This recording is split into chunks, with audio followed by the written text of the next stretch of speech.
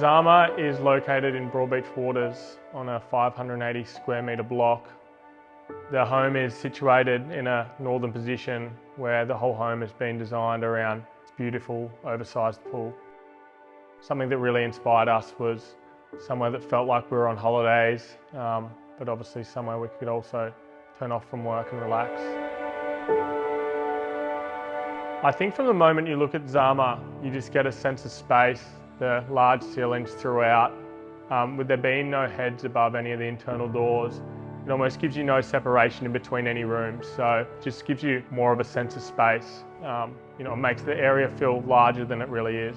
The cantilevered concrete in the courtyard, or the courtyard in general, is probably one of my favourite places. It's directly off what's going to be my office, and I just wanted somewhere where, if I just wanted to switch off from work and have a quick 15-minute relax, I could sit off the concrete edge, turn the floor heating on if it's a little bit cold, or relax down in the grass seat that we sort of a last minute inclusion, and just turn off and relax before jumping back into the office and getting stuck back into work. The heated floors are carried through the whole of the ground floor, including the al fresco. I thought on the cold winter nights, or as cold as we get on the Gold Coast, it'd be nice for the heated floor to be carried through to the al fresco area, so you're not having to have any fireplaces or rug up as much because you're sort of heated from the floor up.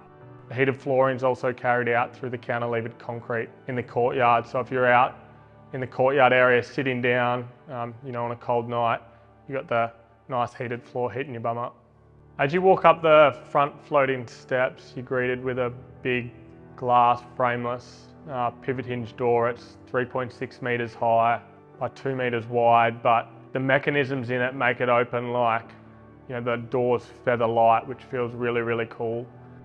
The travertine stone that you see carried throughout the whole of ZARMA was actually in storage for close to 2 years. It was purchased on our first visit to a stone place where I'd said to Chelsea that we weren't ever going to find stone like this, so we needed to purchase it. So it was actually pre-designing the whole house as well. So we've been paying rent on the stone, but yeah, it carried through the whole house. It just works really well. Yeah, the vanity in the master ensuite was inspired by a video that Chelsea had seen on Kim Kardashian's Instagram. So it's kind of like the stone falls one way and then the stone falls the other way, and water kind of falls down in and back like a waterfall. Probably not one of the most cheap vanities that we've ever installed, but it looks really nice and works with the space. I think when you're coming down Monte Vista Court and you're greeted by ZARMA, the home is quite large with quite a lot of strong features from the front. I really didn't want the roof space to have any sort of boxiness to it at all, so we decided to angle our eaves from the top plate of the upper levels out to the timber fascia, which sort of brought a little bit of elegance to that area.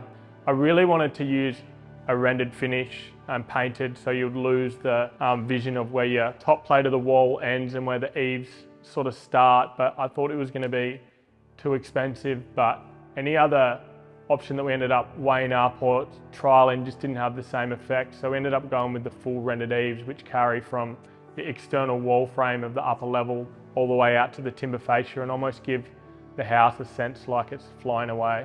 So the breeze blocks that Chelsea had ordered for the outdoor alfresco area are designed to obviously take a little bit of that harsh western sun away in the afternoon when you're enjoying some time outside. It also casts some amazing shadows through that outside area. I think they were one of the first things that were ordered, so we ordered them in, I believe it was September of 2023, and got them about 2 weeks prior to completion of ZARMA. So yeah, I was a little bit worried they were going to get here on time. The floor-to-ceiling doors throughout ZARMA are probably just one of the additions that we've done to this house to make it feel so luxurious. You have conversations, especially being a young builder, with builders and developers that give their 2 cents around where they believe that money's not well spent. I don't think when you walk through ZARMA that you can pinpoint one thing as to why it feels so luxurious. I just think it's a combination of a lot of things put together, whether it be the full height, solid core doors, certain little details in the cabinetry that we've decided to do.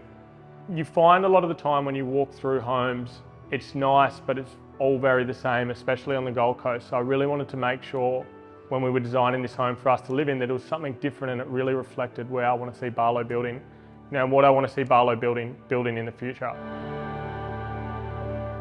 I really struggle to explain the style to anyone because Chelsea and I have this conversation for the past few months. We really don't know the style. The home was designed for Chelsea and I to live in. It wasn't designed for anything else. We really wanted to build something that we knew that we would enjoy. There's probably areas throughout the house that people will walk in and don't have a build in mind, can't tell, but to me it's something that puts a smile on my face when I'll walk in that door and call it home. There's some trades that you meet and you just vibe with them really well. JSW made the experience so easy. Just his understanding of where to do stuff and to probably shut down some of my elaborate, crazy ideas as well. Chelsea and I put a lot of, trust into what he'd done. I'm really looking forward to, over the next 6 months, everything coming to life. There's obviously still quite a lot of mulch and areas of the home that are waiting for the plants to mature, but I think that ZARMA's only going to get better and better over the years to come. So the steps off the back al fresco are actually a thick 180mm sandstone slab that was craned over the back with an abnormously large crane. The plan is over time to start chipping the stone away and actually make the rocks look like, they were there in the house and the landscape was built around it. So at the moment we're going to probably leave the stairs square. As that landscaping starts to pop and come up, we'll start to chip the sides away and try to give that a real natural sort of feeling. The pool's another one of those areas I feel like builders and developers do such standard, basic square or rectangle sort of pools. I wanted to build something that was different to the rest.